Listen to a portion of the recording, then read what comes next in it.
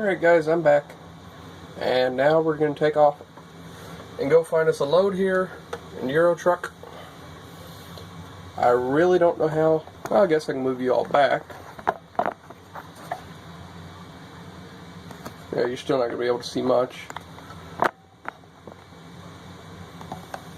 But just to show you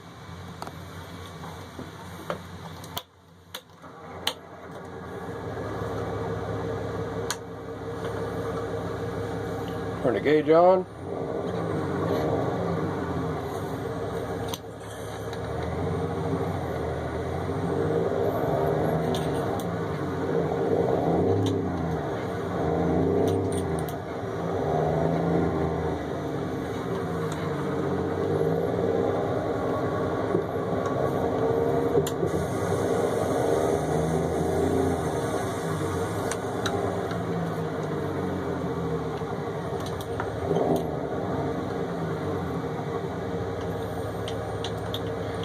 Come on, red light. There we go.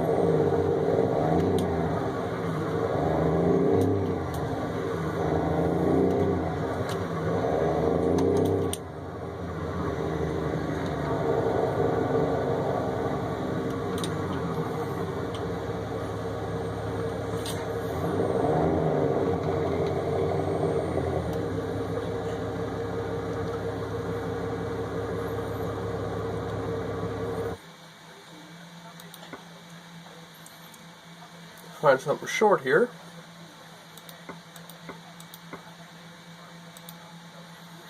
No, nothing's really too short.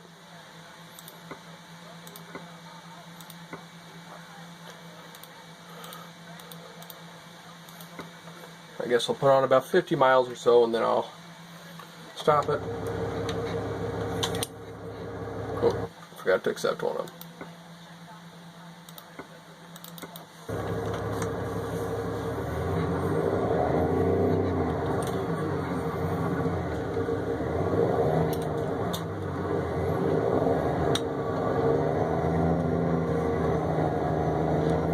And the truck that I am in is Pingas W900 version 1.6.4 with kriechbaums engine sounds. In order to get his W9 to work in Euro Truck Simulator, you have to first go on the Steam Workshop. There is a SCS W900 model that someone ported over. You download that, it'll appear in the Iveco truck dealer. And then you can place Pingas truck into your mod manager and reload the game, and that will leave you with the option to have his truck.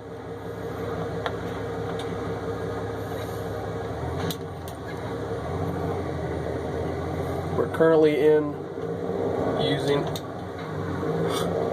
this truck is currently equipped with a 605 horse N14 backed by an Eaton Fuller 18 speed.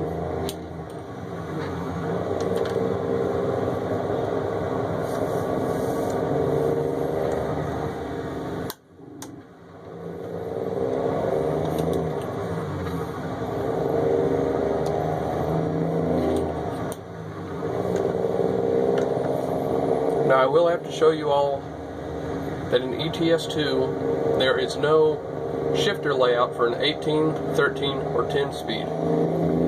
So instead you have to use the range splitter combination, which makes shifting a little funny. Your bottom half of your gears are okay, but your top half are a little funny.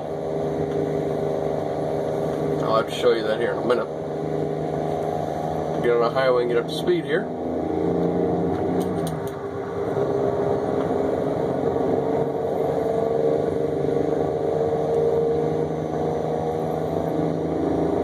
With a speedometer it'd be a little easier to. Now we're going to kick cruise control on and the Jake on too. And that's it. You just let her eat.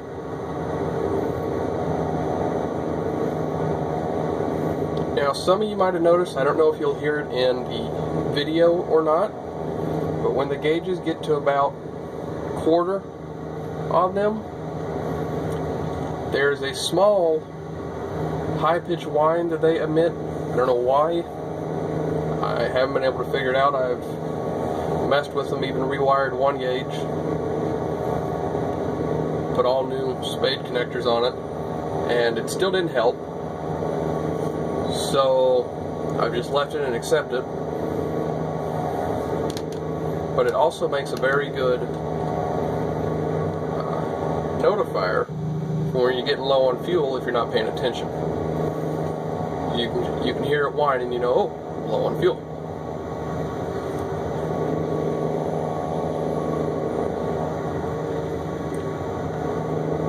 The Pro Gauge controller you can find on Sim Project's website. I'm not going to go into any great detail on how you calibrate each gauge, as that is all listed in on their website for you. This switch panel that I showed you can be found on desktopaviator.com. This one is, I think this is the Cessna 1010 panel. The other panel that I will be getting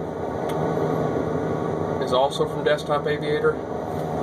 I can't think of what the name is at the moment for that panel, but it's under their assorted switch panels.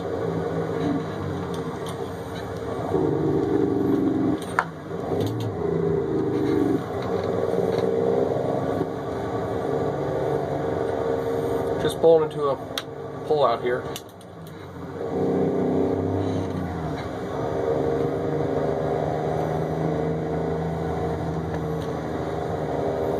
Side of the highway.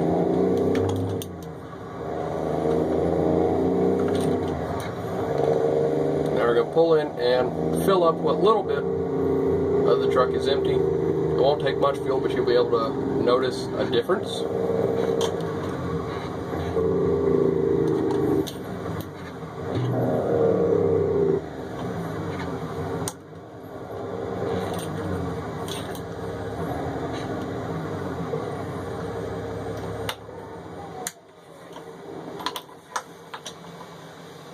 Now I'm going to start fueling now, and you should notice that the fuel gauge will move some. It's not going to be a big amount. I'm going to put 74 liters in it. Kick off the parking brake. Let our oil pressure come up.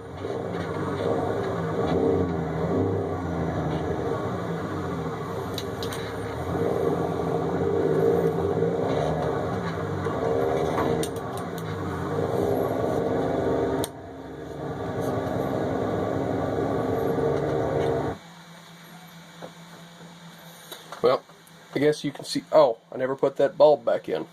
That would be the issue. So, grab our screwdriver really quickly.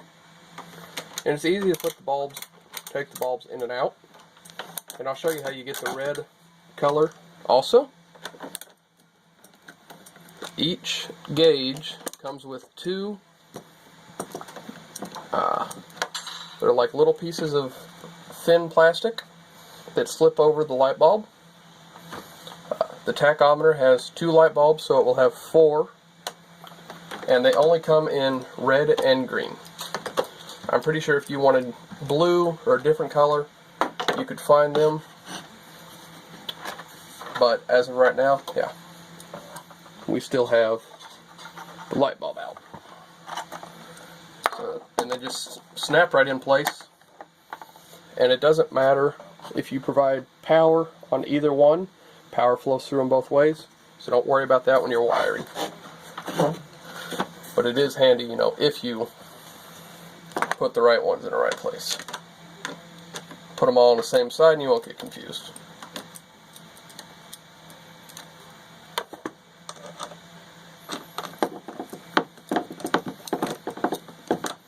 Just for the time being, I'm just going to tighten these two down.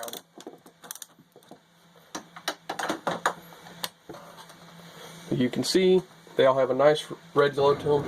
It's hard to see it with the sunlight coming in the window,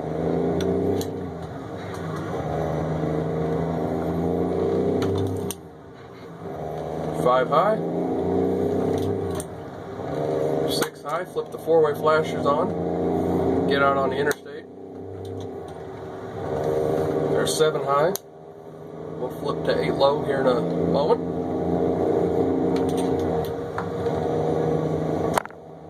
Whoops, didn't mean to kick y'all.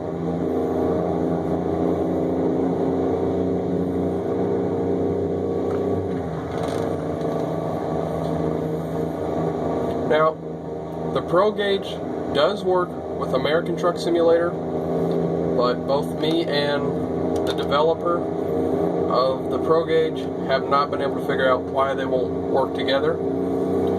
Every time I try to use them together, it cannot load the plugin. It says cannot read file 0. It has 607E.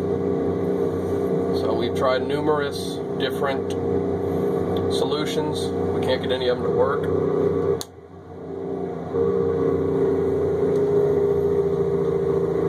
Traffic's a little bit slower than it needs to be.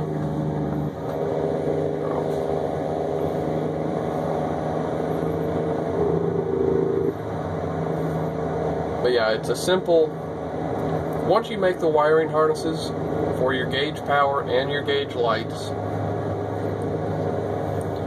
really all you have to do is just hook up the gauges, connect the signal wires from the gauge to the Pro Gauge controller, and you're on your way. You're golden after that.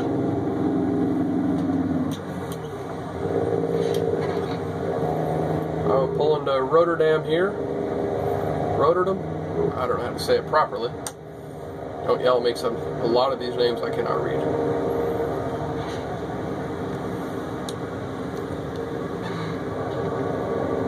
And I'll find a place to pull over and stop. And that will be the end of this video. This is the second half of the first video, as I accidentally locked my phone while I was recording.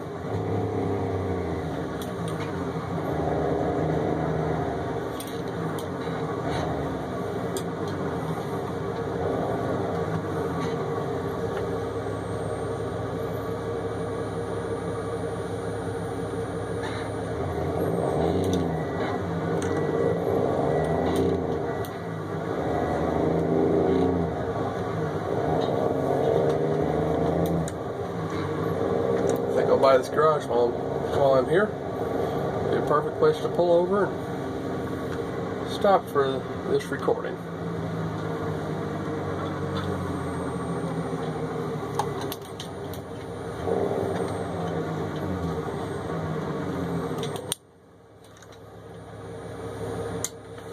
Parking brake on. Shut it down. And then we'll flip these lights off. And whenever you cut power to the gauges, the needles just slowly fall back until they reach 0, or their resting point, either way. So yeah guys, that is everything that I can think of. I'm pretty sure I've covered everything. All the switches and wiring, you can find them at any local hardware store, electronics shop, anywhere. The case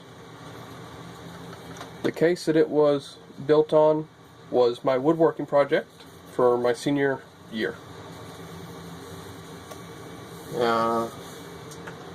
That's about it, guys. If you have any questions, feel free to let me know.